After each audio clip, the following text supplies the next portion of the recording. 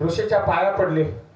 त्या विश्वामित्रांनी अंगावरचे राजवस्त्र सुद्धा काढून घेतले आणि सांगितलं आता 3.5 भार सोनं राहिले ते पण द्यायला पाहिजे। म्हटले देतो काही हरकत नाही पण थोडासा वेळ द्या मला। आता एक खंड राहिला होता महाराज। सगळी पृथ्वी किती बाबा आम्हाला काय अहो 10 खंड पृथ्वीचे भाग आहे आणि 10वा खंड काशी आहे।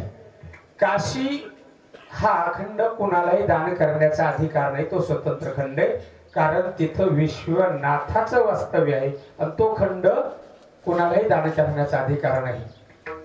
काशीमध्ये काशी विश्वेश्वर म्हणजे महादेवाचं आणि त्या नगरामध्ये हरिश्चंद्र राजा, तारामती राणी, रोहिदास बाळ वाटाने चालले। यांनी एवढं केलं दगडाच्या लाया व्हायला लागल्या, धर्माची पानपोही मांडली। हरिश्चंद्र राजाने सांगितलं देह जावो अथवा राहो, देह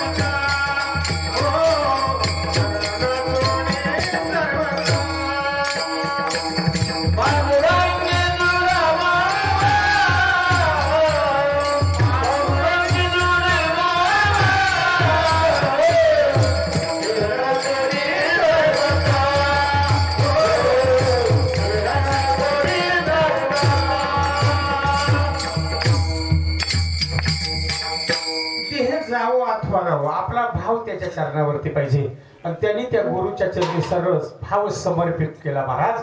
आणि तो भाव समर्पित केल्याच्या नंतर ते चालले। ऊन खूप ऊन वाढलं, रोहिदास बाळाची त्यांची चुकामुक झाली।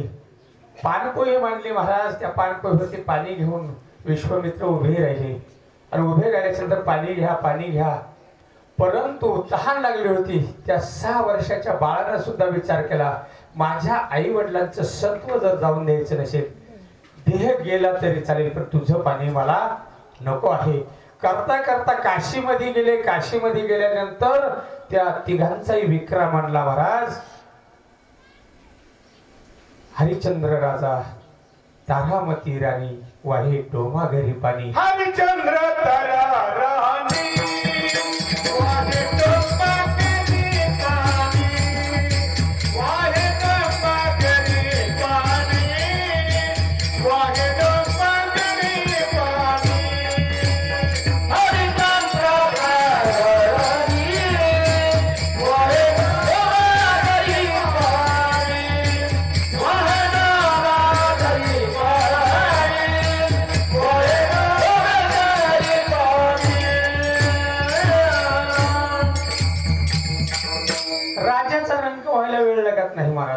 रंगाचा राजा व्हायला वेळ लागत नाही।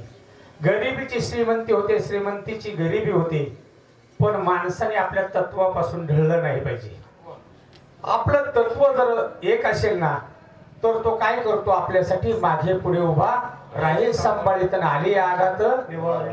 तसे गुरु राहायची कृपा होती हरिश्चंद्र राजावरती। हरिश्चंद्र राजा राहिला डोमा घरी, एका ब्राह्मणाच्या घरी। आता तो प्रसंग खूप मोठा आहे, तिकडे जायचं नाही। पहिल्यांदा गिऱ्हाईक लागलं तारामतीला, एका वेश्येनं विकत घेतलं। सत्व किती किती बघतो परमात्मा, सत्व आपलं किती बघतात। आणि ते सत्व बघत असताना नवे एका ब्राह्मणाला दया आली। त्या ब्राह्मणानं सांगितलं ही एक हरिश्चंद्र राजाची पत्नी आहे आणि हिचा जर वेश्या व्यवसायामध्ये गेली तर हिचं पतिवर्त्य भंग होईल, म्हणून त्या राजानं तिला विकत घेतलं आणि तिला सोनं दिलं।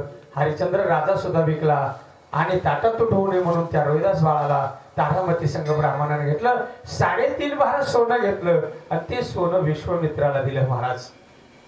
विश्वामित्राची तळपायाच्या मस्तकाला गेली महाराज। एवढा पेटला ईर्षेला, एवढा पेटला ना महाराज, काय याचा का आता जीव घ्यावा का काय करावा महाराज। अहो पाणी व्हायचा ना खालून बेडूक झाला आणि राजनाला ओढ पाडलं त्यांनी। हा हरिश्चंद्र राजा कावड आणून ओतायचा, कावड आणून ओतायचा, सारखा चालायचा, आपल्या कर्तव्यापासून ढळला नाही महाराज तो. त्या हरिश्चंद्र राजाने त्याचं कर्तव्य पार पडलं. मनामध्ये त्या विश्वामित्राचा खूप मोठा राग होता. आता मात्र मी याचं कामच करतो म्हटले. कोणाचं? विश्वामित्र म्हटला, हरिश्चंद्राचं नाही, याचं कोणाचं? वशिष्ठ मुनीचं, त्याच्या गुरुचं काम करतो म्हटले. याच्या गुरुचं मी आता कामच करतो. मनामध्ये विचार केला, आता ते हरिश्चंद्र राजाचं प्रकरण मिटलं, जिकडं तिकडं झालं महाराज. आणि हे एक दिवस पौर्णिमेचा दिवस होता आणि वशिष्ठ मुनी आणि त्यांच्या पत्नी आश्रमाच्या बाहेर जेवण झाल्याच्या नंतर येऊन बसले. कुठं? आश्रमाच्या बाहेर. दोघांमध्ये संवाद चालू झाला. विश्वामित्रांनी दगड घातल्यावरती झाडावरती जाऊन बसला. काय केलं? वर झाडावरती जाऊन बसला, मोठा दगड बसला. म्हटले हे रात्रीचे झाडाखाली बसतात, आता काय करू आपण? याच्या डोक्यामध्ये दगडच टाकू आणि याचा खात्माच करून टाकू. पहा बघा, आपली दुश्मनी किरकोळ असते पण त्यांची दुश्मनी किती गहन होती. म्हटले दगड टाकू डोक्यामध्ये. आणि वरती झाडावरती बसले होते. खाली वशिष्ठ मुनी आणि त्यांच्या पत्नी बोलत होत्या. त्या बोलता बोलता विषय चालला होता. सांगा ना म्हटले. का हो? अहो म्हटले सांगा ना. म्हटले बघ काय बोलते ग तू, काय विचारायचं तुला, बघ विचार म्हटले मला. वशिष्ठ मुनीची पत्नी वशिष्ठ मुनीला बोलू लागली. आणि ते बोलू लागल्याच्या नंतर काय गोष्ट झाली? विठाला विठाला विठाला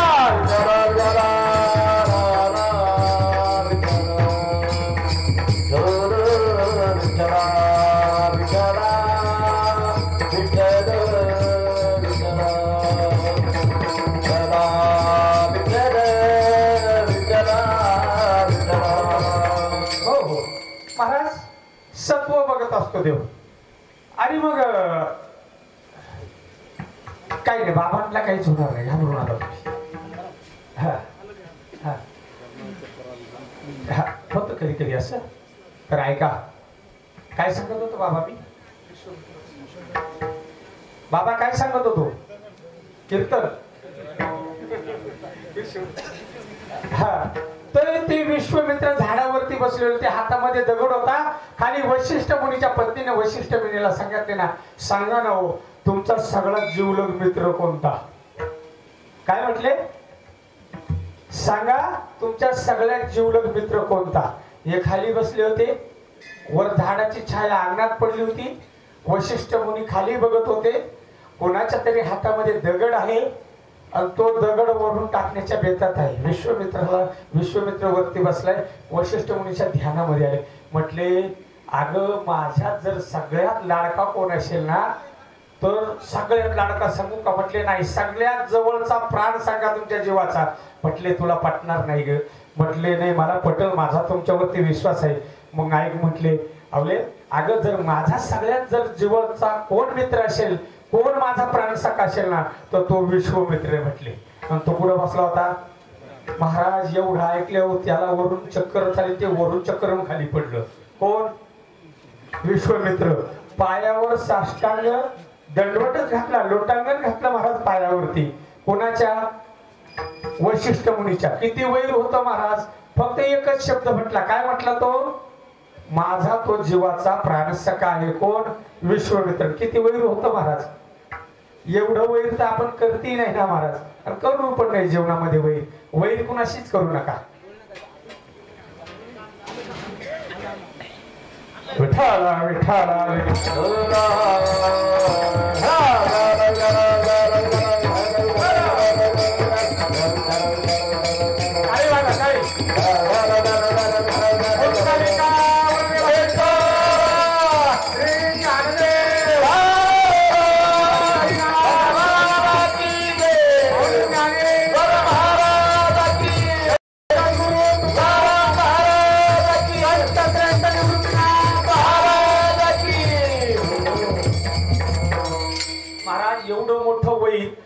एका शब्दाने संपवलं. कोणत्या? माझ्या प्राणाचा जीवाचा जीवलग माझा मित्र असेल तर तो फक्त विश्वामित्र. खाली वरून चक्कर पडला, लोटांगण घातलं. एवढी दुश्मनी आपली का कोणाशी? खरं सांगा, एवढी दुश्मनी आपली कोणाशीच नाही महाराज. मग या जीवनामध्ये काय करा तर कुणाशी वैर ठेवू नका. मग काय करा, प्रेम सुख देई, प्रेम सुख देई, प्रेम सुख देई, प्रेम सुख देई, प्रेम सुख देई, प्रेम सुख देई, प्रेम सुख देई, प्रेम सुख देई.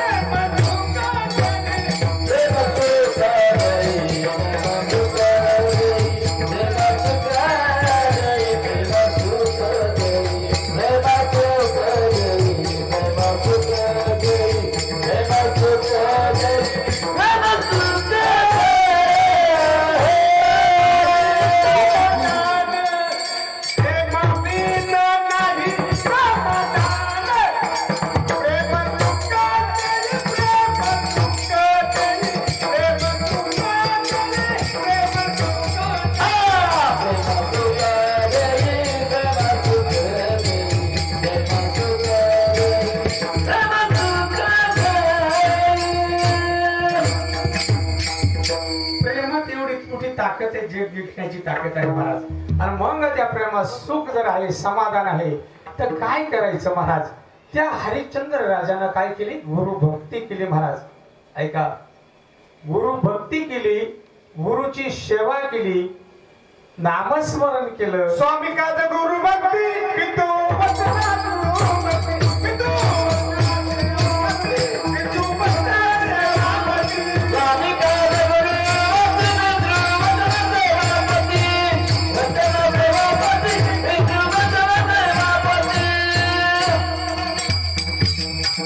स्वामी काज गुरु भक्ती. आणि ती गुरु भक्ती त्या हरिश्चंद्र राजानं जपली महाराज. जीवनाचा उद्धार झाला. जोपर्यंत चंद्र सूर्य तोपर्यंत त्यांचं नाव अमर राहणार. का थोडाही ह्यांग त्यांग ढळला नाही. तुम्हाला एक सांगू का, मी रात्री व्यवहार झालेला इसार घेतलेला सकाळीच खरेदीला गेल्यावर पलटून पडतो. काय करतो एवढंच नाही महाराज, काल सुपारी फुटली आज लगेच हा पुढचं नाही बस महाराज. हा इथपर्यंत लोक म्हणजे आपली मजल आहे. काय आपण संकोचित बुद्धी आपली. काल सुपारी फुटली तर आज दुपारी लगेच बंद. महाराज तसं नव्हतं. प्राण जाये पर वचन न जाये. रघुकुलारी सदा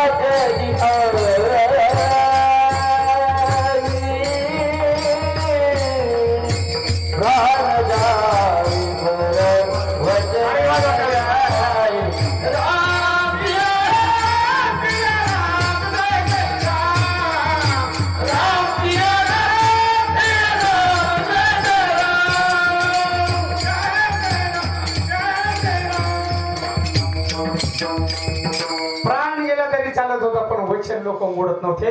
पहिले लोक होते महाराज, पोरग ज्याला मला यायच्या अगोदर लग्न ठरायचं त्याला काय म्हणायचं, आजी हा पोटाला कुकू लावायची आहे की नाही. तरी पण तो शब्द पोरगी झाली तर तुलाच देणार. आता जर 2-4 लाख भेटले ना तर माणूस म्हणतो हा नवरदेव चांगला नाही, मग तो करू आपण. फक्त भेटलं पाहिजे आहे का नाही. पण महाराज असे व्यवहार करू नका. काय होतं, कन्यादान घालण्याचं भाग्य खूप थोड्या लोकांना हे होतं महाराज.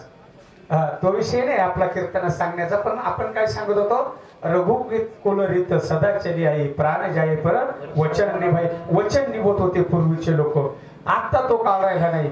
म्हणून तुकाराम महाराजांनी काय सांगितलं, महाराज जर तुम्हाला तरायचं असेल ना, मी तुमच्या पाया पडतो, तुमच्या चरणाला स्पर्श करून सांगतो, तुम्ही काय करा, अभंगाचं पहिलं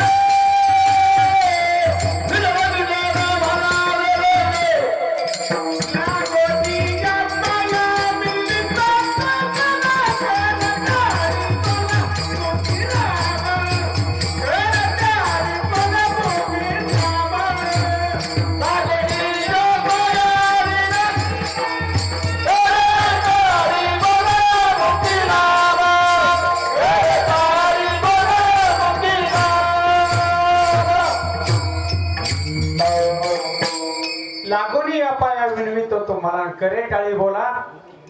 खरं सांगा, ते दोघं एवढे जीव काढून गागत होते, कोणी टाळी वाजवली नाही आणि कोणी नामही घेतलं का? खरं सांगा प्रामाणिकपणे, दादा घेतलं का ना? टाळी वाजवली का? ते टाळी वाजवावी गोडी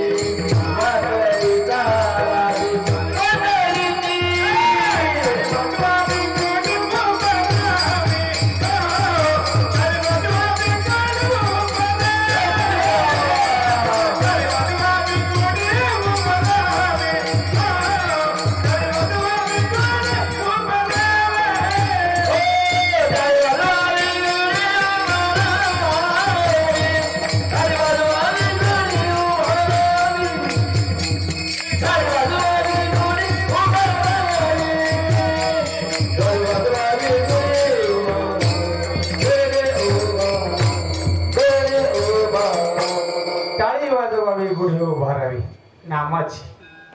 महाराज आता जर आपण भजनात कीर्तनात टाळ्याने न वाजवले तर पुढे टोल नाक्यावर नक्कीच वाजवावे लागतील.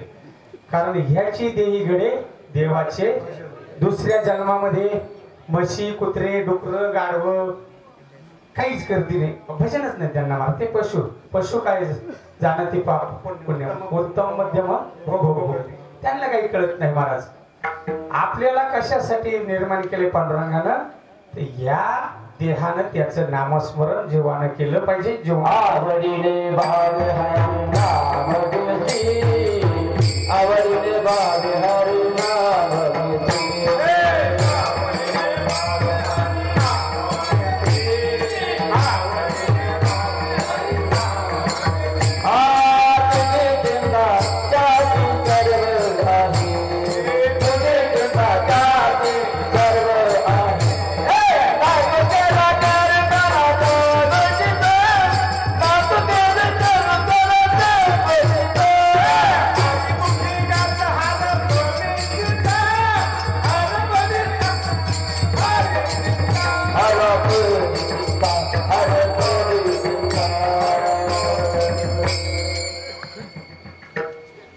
नाव घेतल्यावरती चिंता हरपते. आपल्याला चिंता करायचीच गरज राहत नाही. महाराजांनी सांगितलं बाबा काय करा, लागून या पाया विनवित तुम्हाला करे टाळी बोला, मुखी ना मुखाने त्याचं नामस्मरण करा. का नामस्मरण करायचं? नामस्मरण केल्याचे फायदे काय झाले तर या जीवनाचा उद्धार झाला. त्याचं नाम घेता वाया गेला ऐसा कोणी ऐकेल. आजपर्यंत त्याचं चिंतन केलं कोणाचं नुकसान झालं असं घडलं नाही महाराज. त्याच्या नामाने तयाच्या चिंतने तरतील दोषी, जळतील राशी पातकांच्या राशी जळतील महाराज. त्याचं नामस्मरण केले. चला तुम्ही आपण नामस्मरण करतो, कोणतं करतो? प्रपंचाचं करतो. प्रपंचामध्ये तुम्हाला कधी सुख सापडणार नाही. हा संसार कसा आहे महाराज? हा दुःख बांधव संसार दुःख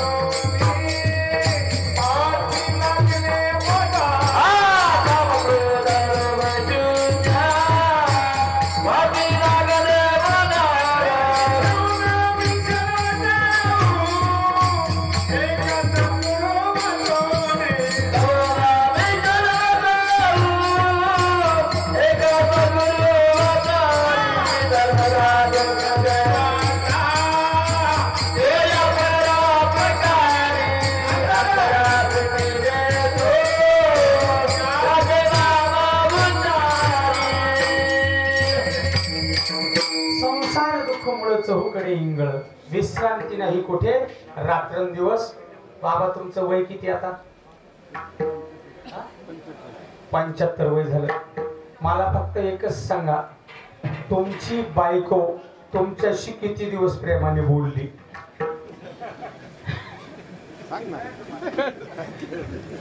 बाबा तुमचं लग्न झालं ना, तुमचा काय अनुभव आहे? जुने ते जुना काळ, नवीन सांगा. तुमचं झालं का लग्न? खाली ना, वर पावर, इकडे इकडे. हो टोपी चाड नका लोक तुम्ही.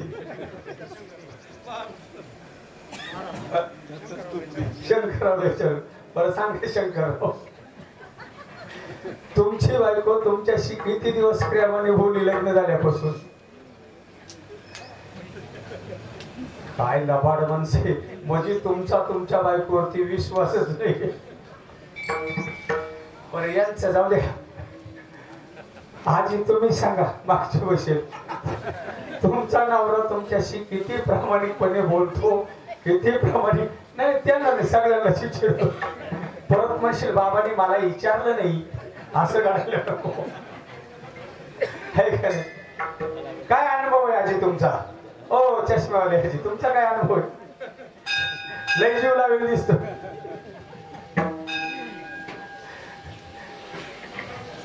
बाबा जिच्या संघ तुम्ही, तुमचं वय 75 आहे, त्या टायमाला लवकर लग्न होत असते, कमीत कमी 15 16 17 वर्ष तुमचं लग्न असं. त्याच्यानंतरचा काळ तुमचा तुमच्या पत्नी संघ गेला. एकदा तरी तुमच्याशी प्रेमाने बोलली नाही ना? खरं बोलायला पाहिजे, असं बोललंच पाहिजे, खरंच बोललं पाहिजे. मग तिच्यासाठी तुम्ही किती तळमळ केली पाहिजे? नाही तुझे रे कुणी, तुझे नव्हे रे कुणी, नाही कुणाची कुणी, तुझे नव्हे रे कुणी. तुझ्याशी ऐकणार प्राण्या, माझे माझे म्हणून, माझे माझे म्हणून प्राणा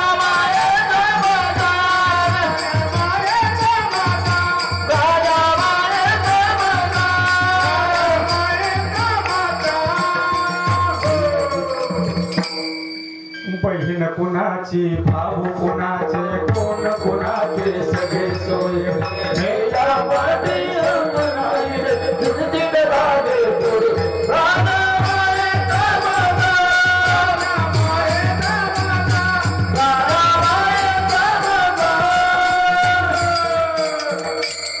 फक्त मायेचा बाजार आहे, इथं दुसरं काही.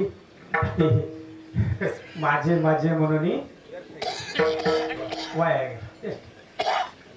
महाराज मग जर तुम्हालाही खात्री नाही, त्यांनाही खात्री नाही, दोघांना खात्री नाही, एकाचाच विषय नाही, काय काय. जर असं एखादं म्हटलं ना का माझ्या पत्नीनं मला जीवनभर दुःखच दिलं नाही, आपण त्याचा इथे सत्कार करू, 5,000 रुपये देऊ. तुमच्यापैकी सुद्धा चालेल ताई. हा या कोणीतरी असेल तर या पुढं देऊ सत्कार करून आपण, आहे का नाही.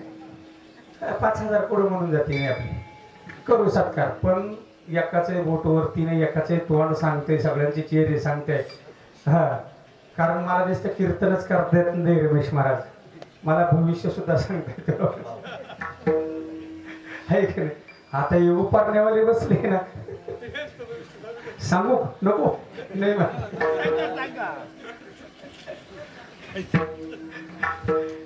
विठ्ठल विठ्ठल.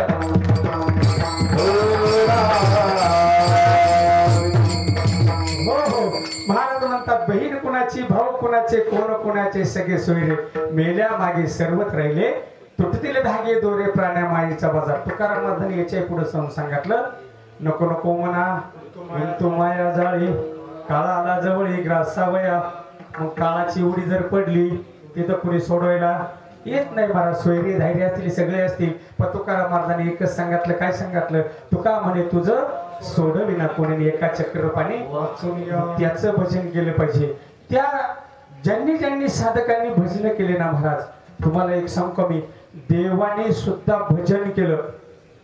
काय केलं, घ्या विना घ्या बाबा, काही टेन्शन घेऊ नका, घ्या घ्या घ्या विना घ्या, काय नाही घ्या, काहीच होणार नाही. हा त्याची कृपा झाली आणि याच्यात चालता चालता आलंय बी तर काही प्रॉब्लेम, काय भाग्य आहे महाराज.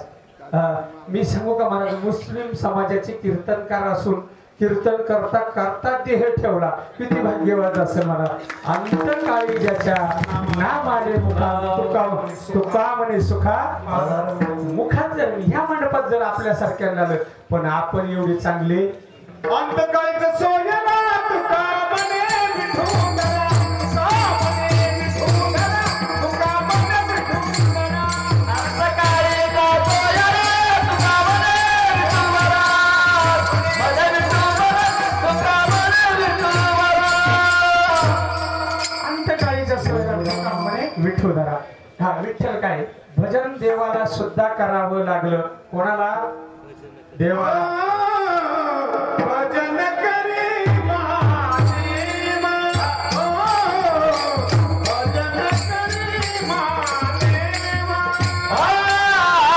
भजना करी महादेव, महादेव भजना करी महादेव.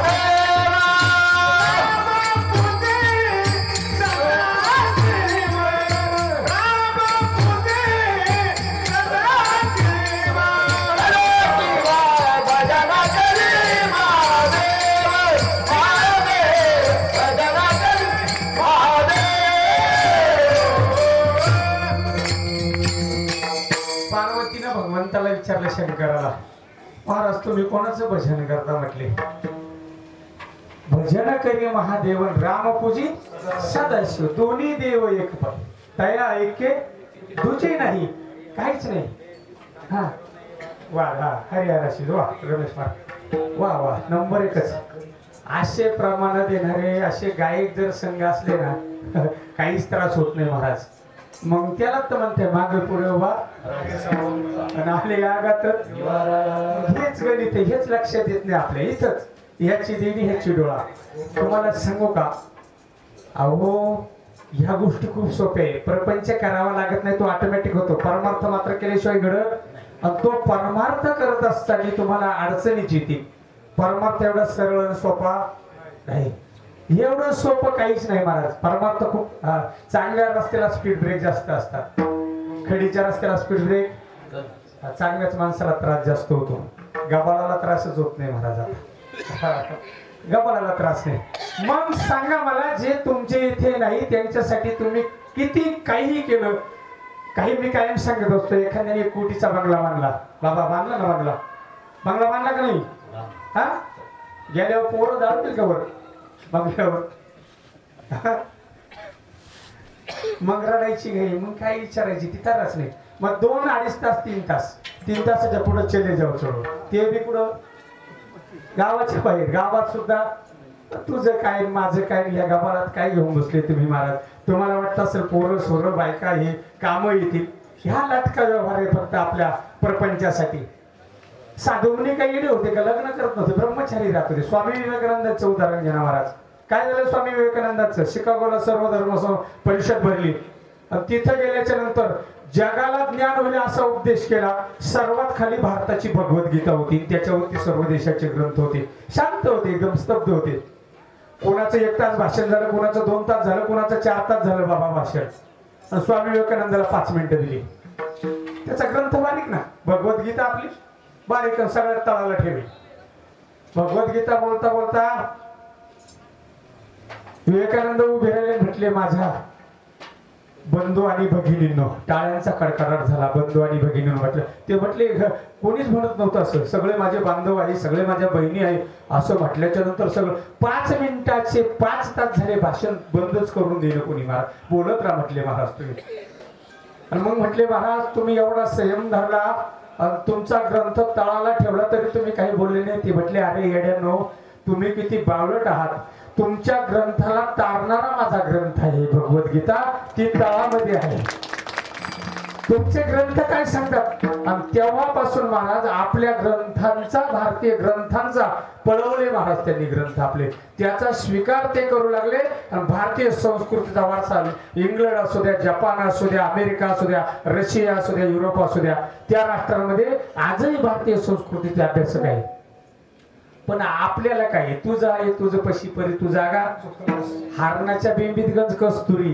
पण ते आपल्याला समजत आहे का? कळतं का आपल्याला? अहो आपलेच ग्रंथ घेऊन ते महिना महिना सण उत्सव साजरे करतात, 9 वारी नेसून महिना महिना कुठं तिकडं.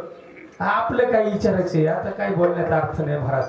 आपले पळून गेले आपल्या लक्षात येतं, तोपर्यंत आपल्याला जागच येत नाही महाराज. वाढलं कशामुळं? काय बिघडले का बिघडवले बाबा? पोर कोणी? पाकिस्तानवाल्यांनी. आपणच मग आपल्याला लाकळलं तर आपल्याला काय वाईट वाटायची गरज? मग बॉम्ब मारीत कोर्ट कचेरीत जातो, तिथं कंप्लेंट करतो. महापौरांनी मला लाकळलं नाही पाहिजे, जागेवरच मारून टाकलं पाहिजे. मी काय नाही उदाहरण सांगत असतो महाराज, तुम्ही ऐकलं असेल पण तर ते रिपीट करतो एकदा. काय झालं ऐका.